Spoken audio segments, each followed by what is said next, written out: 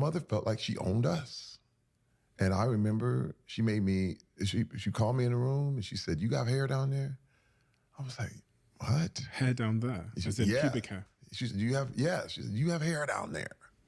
I said, "Down where? What are you talking about?" "There." And she points at my private. I'm like, "Yeah, I guess." And she said, "Pull it down. Let me see. Pull your pants down." "What?"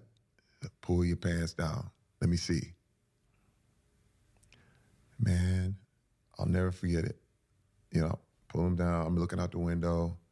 I'm just like trying to be somewhere, anywhere other than here.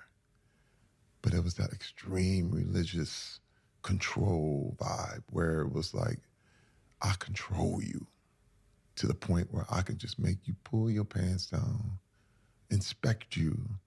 And listen, I don't think it wasn't sexual in nature, but it was definitely abusive in nature. And it was to let me know that I run this. See, a lot of African parents will have children just so they can bank on their future, their retirement, on their children, especially financially.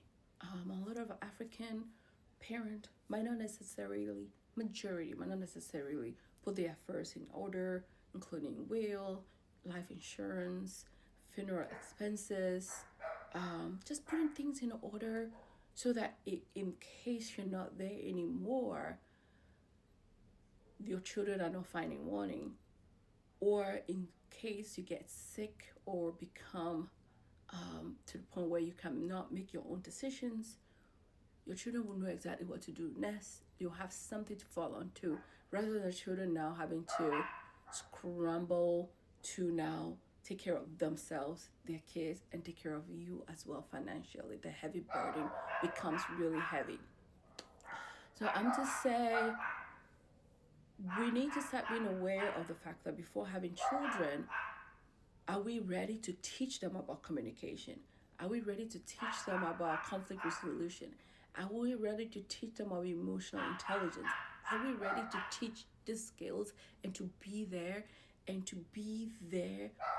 parent them from a heart place, to see them and love them and engage them and carry them through, even if their personalities do not align with our personality. It's called the goodness of fit.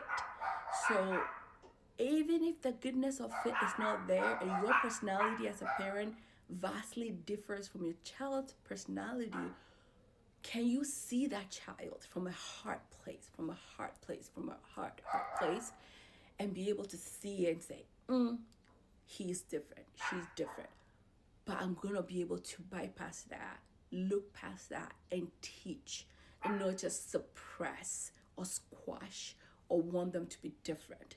And that's where the brokenness can happen. That's where sometimes narcissistic personality, difficult personality can erupt from, because you as a parent now trying to squash that person's soul in order to be similar to yours. You have to know that children come to the world and they're set up differently. So being able to even bring a therapist or a counselor to assist, to bring your perspective to point to that child as they grow, so they know they're still valued, they are still beautiful, even though they might be different from your temperament or from the other kids. The most dangerous thing is to start to compare that child to the other children or to friends or to whatever.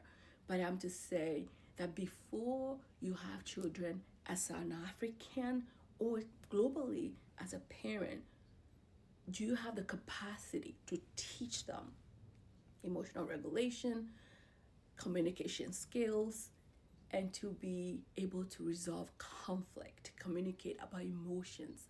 How do they feel? Sadness, anxiety, depression, anger, fear, all of it.